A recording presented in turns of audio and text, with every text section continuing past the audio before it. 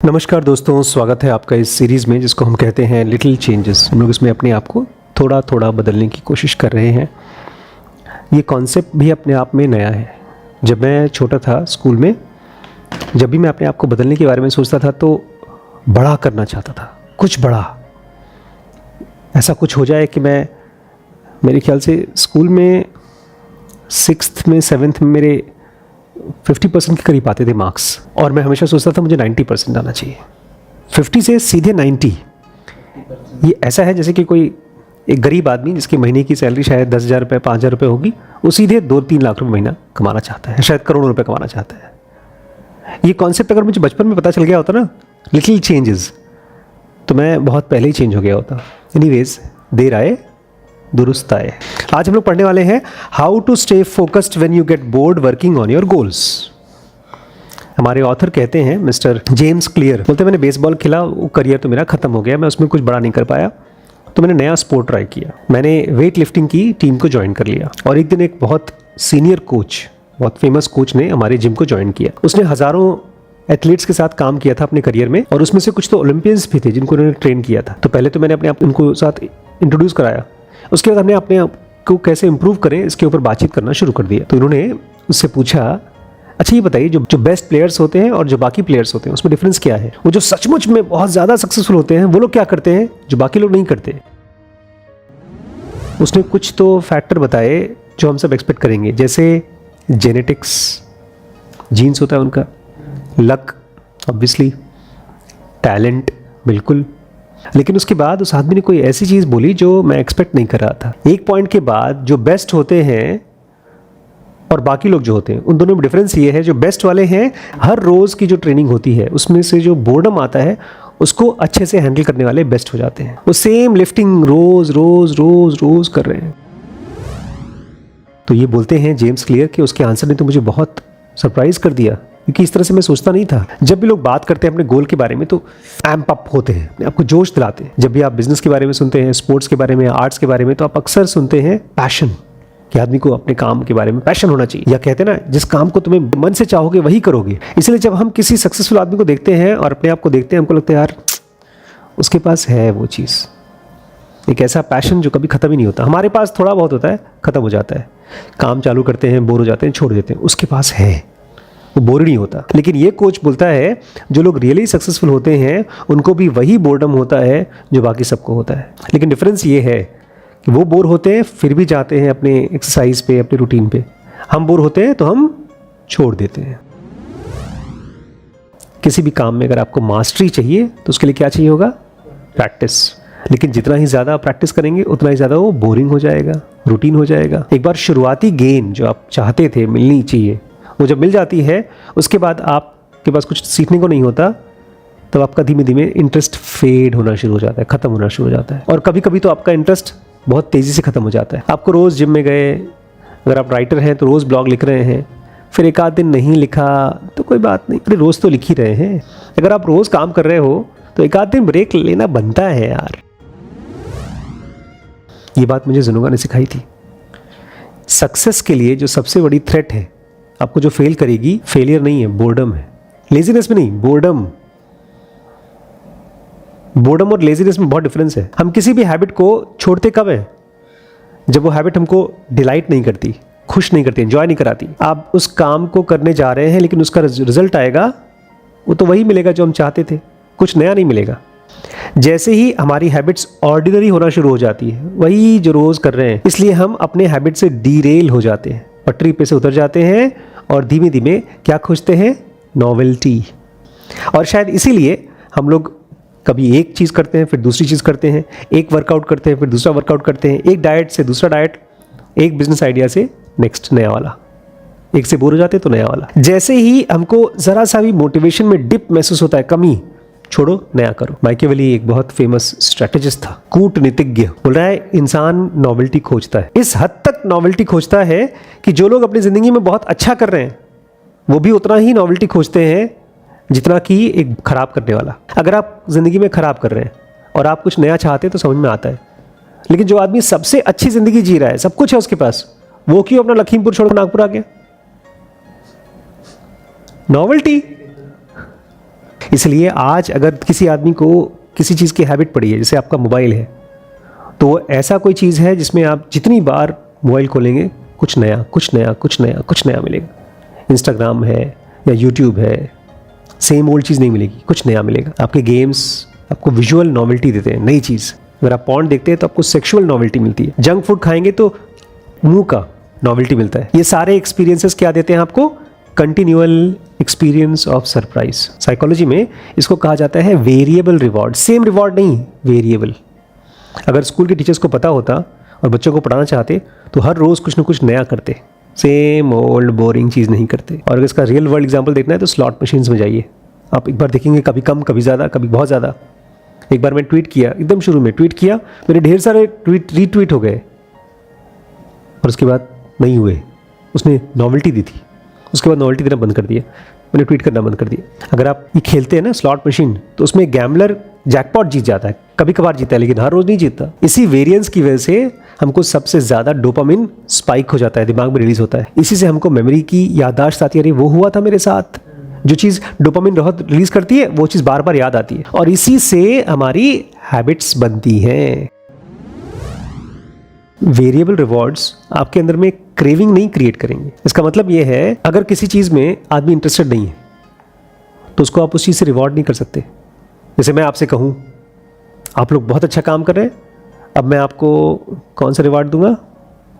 लखीमपुर में जाकर के अल्ट्रासाउंड करने के लिए परमिशन दूंगा। या मैं आपसे कहूँ कि बहुत अच्छी एडवांस्ड बुक ले आऊँगा मैथमेटिक्स की, ये काहे का रिवॉर्ड?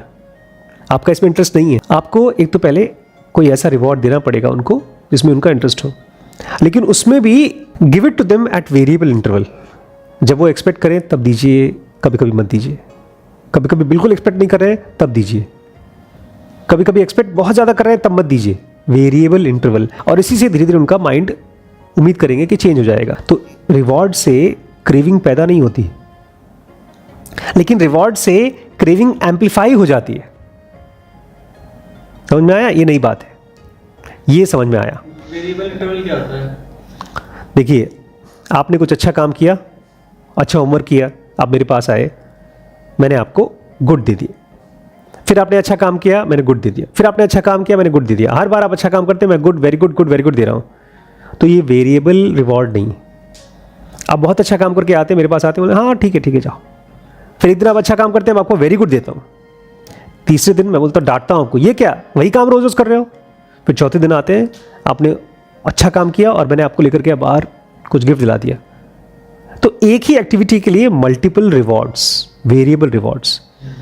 लेकिन इससे आपकी हैबिट नहीं बढ़ेगी, रिवॉर्ड की क्रेविंग नहीं बढ़ती, आपके अंदर में क्रेविंग नहीं आ जाती कि मुझे उस काम को करना है, वो चीज़ चाहिए ना। आपकी क्रेविंग बढ़ जाती है। मान लीजिए आपको मैं किताब दिखाऊं, जैसे मैंने किताब मंगाई रिसेंटली, टेक सिंप्लीफाइड। उसमें मैंने श्रीश को बोला कि बहुत अच्छी बुक है, एक क्लास 8 का बच्चा पढ़ सकता है। उसके बाद वो किताब जब वो लेने आए तो उन्होंने नहीं, मैं नहीं दे सकता, अभी नहीं दे सकता, बाद में दूंगा, बाद में आएगा, देखेगा अरे रूम में है ही नहीं। फिर एक दिन मैंने उसको दे दिया, उसने दो तीन लाइन पढ़े तो मैंने खींच लिया उससे, मैंने कहा मुझे पढ़ना है। वो 2 लाइन पढ़ा, अभी उसका इंटरेस्ट बहुत नहीं है, लेकिन धीरे धीरे उसका इंटरेस्ट जग रहा है। क्यों? क्योंकि वो रिवॉर्ड कैसे मिल रहा है? वेरिएबल तरीके से। अगर किताब लाके दे दिया है मैंने, जाओ पढ़ो, वो अपना 1 पेज पढ़ा, 2 पेज पढ़ा, समझ में नहीं आ रहा है, बोरिंग है, छोड़ दिया। लेकिन अगर मैं दे रहा हूं, छीन रहा हूं, दे रहा हूं, छीन रहा हूं, छुपा रहा हूं, तो धीरे धीरे क्रेविंग एम्पलीफाई हो रही है, बढ़ती जा रही है। रिवॉर्ड्स आपको क्रेविंग देते नहीं है। आपको अगर कोई सब्जेक्ट पसंद नहीं है तो उसके बारे में आप बहुत ज़्यादा पैशन नहीं डेवलप हो जाएगा आपका। लेकिन रिवॉर्ड, खासतौर से वेरिएबल रिवॉर्ड, जो कोई भी आपका क्रेविंग है उसको बढ़ा देता है। डिजायर का जो स्वीट स्पॉट है सक्सेस और फेलियर के बीच में होता है एकदम। जब भी आप कुछ करते हैं तो हमेशा नहीं सक्सेसफुल हो जाते, आधी बार सक्सेसफुल होते हैं, आधी बार फेल होते हैं। अगर आप खेल रहे हैं, हर बार हार रहे हैं तो छोड़ देंगे आप, हर बार जीत रहे हैं तो बोर हो जाएंगे। आपको बस इनफ बार जीतना है कि आपको लगेगा यार मैं जीत सकता हूं, मैं कर सकता हूं, और आपके अंदर में इनफ वांटिंग होनी चाहिए। अरे यार मुझे वो करना है ना, मैं करना चाहता हूं, तो उसी से डिजायर आएगी। इसीलिए आपको गोल्डी लॉक रूल यूज करना चाहिए। जो कल हमने पढ़ा था। अगर आप किसी हैबिट में ऑलरेडी इंटरेस्टेड हैं, जैसे कि हमारे कल के एक्टर थे, क्या नाम था? Steve Martin. उसको परफॉर्मेंस करना, कॉमेडी करना पसंद था, उसकी हैबिट थी, तो उसने उसको मैनेजेबल डिफिकल्टी दे दिया, थोड़ा सा डिफिकल्ट बनाता था हर बार, और इसी से उसकी एक्टिविटी बोरिंग नहीं होती थी, इंटरेस्टिंग रहती थी। अच्छा, ये चीज़ आपको हमेशा नहीं होना चाहिए। आप जा रहे हैं गूगल में सर्च कर रहे हो, कभी तो आपको सही सर्च दे रहा है, कभी गलत, कभी सही कभी गलत, तो आप गूगल सर्च नहीं करेंगे। मैंने ऊबर को क्लिक किया, ऊबर आ जाओ, आज नहीं आएंगे सर, आज आपका वेरिएबल डिपॉजिट है, कल आएंगे तो आप ऊबर पे नहीं चलाएंगे गाड़ी। मैं रोज़ रात को या दिन में ब्रश करता हूँ, लेकिन कभी बदबू आती है कभी नहीं आती, तो मैं थोड़ी ब्रश करूँगा। आपकी ज़िंदगी के एक पॉइंट पर तो ऐसा पॉइंट आ ही जाएगा, आप वही झेलेंगे जो बाकी सब झेलते हैं, बोर्डम। हम सबके पास सपने हैं, हम सब कुछ न कुछ बड़ा करना चाहते हैं, लेकिन इससे फ़र्क नहीं पड़ता है कि आपको कौन सा बड़ा काम करना है, क्योंकि आप उस काम को कब करेंगे? जब आपको पसंद आएगा, जब वो कन्वीनियंट होगा। अगर आप उसको कभी कभी खाली करेंगे तो आपको रिजल्ट नहीं आएगा, आपके अंदर भी कंसिस्टेंसी नहीं होगी। और मैं आपको गारंटी करता हूँ, अगर आप कोई ऐसी हैबिट चालू कर देते हैं जिसको आप रेगुलरली करने की कोशिश करते हैं, तो कभी ना कभी तो ऐसा मन करता है कि छोड़ो यार, क्विट करने का मन करता है। जब आप बिजनेस चालू करते हैं तो आपको कभी कभी लगता है यार छोड़ो यार, आज नहीं जाएंगे। जब आप जिम में होते हैं तो कभी कभी ऐसा लगता है आज नहीं करेंगे। अगर आप रोज़ लिखते हैं तो कभी कभी आपको लगेगा आज नहीं लिखना है, बोर हो रहा हूँ मैं। लेकिन उन दिनों में जिस दिन सबसे ज़्यादा बोरिंग है, उस दिन अगर आप स्टेप अप करते हैं, जब वो सबसे ज़्यादा अनोइंग है, पेनफुल है और ड्रेनिंग है, यही है difference between professional and amateur. जो प्रोफेशनल होते हैं अपने स्केड्यूल में चिपके रहते हैं, एमेच्योर्स छोड़ देते हैं बीच बीच में। प्रोफेशनल्स को पता है कि उनके काम के लिए क्या ज़रूरी है और उसके लिए रोज़ काम करते हैं। एमेच्योर्स के पास हमेशा कुछ न कुछ अर्जेंट काम आ जाता है। डेविड केन है, एक ऑथर है और एक मेडिटेशन टीचर है। वो अपने स्टूडेंट्स के कहते हैं कि खाली उन दिनों मेडिटेशन मत करना जिस दिन मौसम बहुत अच्छा है। और ठीक ऐसे ही आपको अच्छे दिनों वाला एथलीट नहीं बनना, या अच्छे दिनों वाला राइटर, या कुछ भी अच्छे दिनों वाला। बस वही तभी करूँगा जब मेरे अच्छे दिन होंगे। अगर कोई हैबिट आपके लिए बहुत इंपॉर्टेंट है तो आपको उसके साथ स्टिक करना पड़ेगा, कोई भी मूड में हो आप। प्रोफेशनल्स तब भी काम करते हैं जब उनका मूड सही नहीं होता। हो सकता है उसको एंजॉय नहीं करें, लेकिन अपना काम तो कर ही देते। ये खुद बोल रहे हैं, मैंने बहुत से ऐसे एक्सरसाइज के सेट्स थे जो मेरे को लगा कि अब नहीं करना, लेकिन अगर मैंने कर लिया, करने को मैं रिग्रेट नहीं करता हूँ, नहीं करने को मैं रिग्रेट करता हूँ अक्सर। बहुत से ऐसे आर्टिकल्स हैं, मैं राइटर हूँ और मुझे लगा कि नहीं लिखना मुझे, लेकिन जब भी मैंने कुछ लिखा तो उसको मैं कभी रिग्रेट नहीं करता हूँ। और बहुत बार ऐसा हुआ कि रिलैक्स करने का मन किया, उसको बाद में रिग्रेट किया मैंने, लेकिन जब मैंने एक्चुअली काम करने वाला काम कंप्लीट किया उसको कभी भी रिग्रेट नहीं किया। अगर आप एक्सेलेंट बनना चाहते हैं तो उसका एक ही तरीका है, वही काम जो बोरिंग काम रोज रोज रोज रोज रोज रोज कर पाए आप। आपको अपने बोर्डम के साथ इश्क करना होगा, प्यार करना होगा, यही तरीका है। आप देखिए, अगर आप बोर हो रहे हैं तो तुरंत क्या करने का मन कर रहा है? क्या वो हैबिट डेवलप करना चाहते हैं, या थोड़ी कम बोरिंग एक्टिविटी? जैसे एक तरफ गेम्स है, वीडियो है, और दूसरी तरफ बुक्स है। एक तरफ आपके प्रोजेक्ट्स हैं, अभी आप लोग करेंगे ना, सॉफ्टवेयर के प्रोजेक्ट्स हैं, और एक तरफ वीडियोस हैं। अगर आप बोर्डम के साथ प्यार नहीं कर सकते तो आप successful greatest of the great नहीं बन पाएंगे, क्योंकि आप डिटेल मिस कर जाएंगे। This is how you stay motivated in work and life.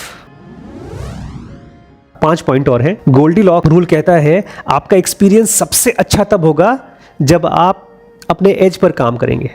ना बहुत आसान, ना बहुत मुश्किल, थोड़ा सा मुश्किल। जो सबसे बड़ा थ्रेट है सक्सेस के लिए वो फेलियर नहीं है, बोर्डम है।